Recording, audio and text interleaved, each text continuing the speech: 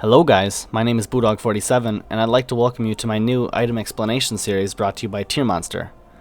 My purpose of this series will be to explain all of the different items and their stats, as well as when to effectively use them. And I use the word effectively very loosely, of course, because I'm just going to warn you right now, I'm not the greatest player in the world, and I'm also recording my voice even before I recorded the gameplay. So I have no idea how awful my gameplay might be.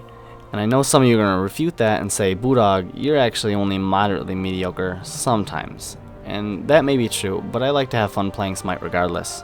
And furthermore, I intend this video to be more statistically informative to the point that you can receive benefit out of it instead of a, hey bro, look at my montage streaks where I gank everybody with Fenrir. Anyways, today I'll be talking about the basic item mechanics before I even get into the items so you can understand what I mean by physical protection, or HP 5, or CDR, etc. Seeing as though this guide will probably have the most content in the series, it will also probably be the longest. So that essentially concludes the intro, and I suppose I'll start explaining the mechanics of the items. Health, also known as HP bonuses on an item, may sound pretty straightforward. And they are, but some people may not know what health bonuses on items actually do. They basically just add their value of health to the god's overall health. So for example, if you take a tank like Ymir, who normally starts out with 614 health at level 1 with no items, and you give him an item such as Mark of the Vanguard, which gives an extra 100 HP, then Ymir will now have 714 health. So of course leveling up will also add health, especially to a tank like Ymir. It should also be noted that all gods have a top-off point for each item mechanic. Ymir's max health that he can reach is 5,500, and he cannot go any higher than that no matter what items you use on him. Building and trying to max out only one facet of a god is usually not a good idea and should be balanced with other item types.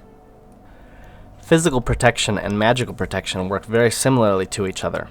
Obviously, one is just a resistance to physical attacks and the other is a resistance to magical attacks. However, the way they work is that they build up a virtual health pool in percentage to your overall health that you currently have. So for example, if you have 100 physical protection on Ymir and 3,000 health, the protections represent 100% of that 3,000 health, effectively doubling your health to 6,000.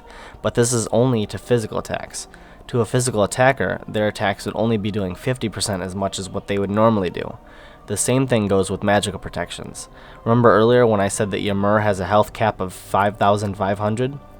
That's not going to help you out at all if you only focus out on maxing one thing. That's why it's much better to balance out your itemization instead of only focusing on one specific type of item.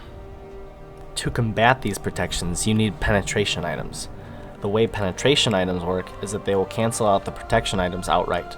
However, the misconception to many people is that they actually aid in the damage output as well. This is not true, however. For example, if your enemy has 50 protection and you have 100 penetration against his protection, it will just simply cancel out the enemy protections. Even though you have 50 more penetration than his protections, you'll still do the same amount of damage regardless if you had 1 or 1,000 more penetration than his protections. The only way you can do more damage is within your physical or magical power. Power items add their value in a point-by-point value. For example, if your basic attacks do 60 physical damage with no items and you buy an item that adds 40 physical attack power, then your basic attacks will now do 100 damage. Some gods have an ability that will scale with your attack power items. For example, Anhur's Impale ability, when at tier 5, does a 350 physical attack damage as well as the added physical power bonus from the items, and it also has a scaling ability where it also adds 80% more attack damage. That means for every 1 point of physical attack power that you have, you will also do a 0.8 attack damage as well as the other values I explained. It should also be noted that all basic attacks from gods, both physical and magical, are physical-based attacks. Critical strikes are attacks that do more damage than your regular hits and are played on a chance hit based upon percentage. The way critical strikes work is that every time you hit an enemy god or minion, a random number between 1 and 100 is chosen by the game, and if that number falls under your percentage of the critical strike, then you will have a more powerful attack done. For example, if you have a critical attack percentage of 50%, then the game will randomly generate a number from 1 to 100, and if that number falls at 50 or below, then you will strike a crit. The damage output for the critical hit is 200% of your attack power, and that can cause a ton of damage depending on how much power you have built up. Cooldown reductions are pretty self-explanatory.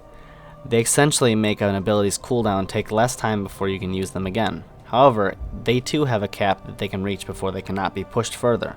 For example, Fenrir's cooldown reduction cap only goes up to 35%, which means that he can only get a maximum of 35% reduced. For example, Fenrir has a leap that takes 15 seconds to cooldown. If you max out his cooldown reductions to the full 35%, then his leap ability will only take him 9.5 seconds again before he can use it again. 5.5 seconds difference doesn't seem like a lot, but in Smite, a lot could happen in just 5 seconds. Attack speed bonuses work in a percentage scale as well. However, they work in a percentage of your base attack speed. For example, if you have a god that has a base attack of 1, and you get an item that gives you 10%, your attack speed will be increased by 0.1, bringing your total to 1.1. But if you were to buy another item this time that gives you 20% attack speed, it will only increase your attack speed by 0.2 and not 0.22 as a total percentage. Movement speed works in the same way as well. If you have a base movement speed of 100 and you have a 10% movement speed item, then your movement speed will go up to 110. However, your movement speed scales as long as you keep leveling up. If you get from 100 base movement speed to a 200 movement speed just by leveling up, then that 10% addition will go up to create 220 movement speed on your god. Mana is one of the most important figures when you're using abilities. Every time you use an ability, it costs mana. If you have no mana, you can't use your ability. Let's say your god has 1000 mana and his ability costs him 100 mana to use.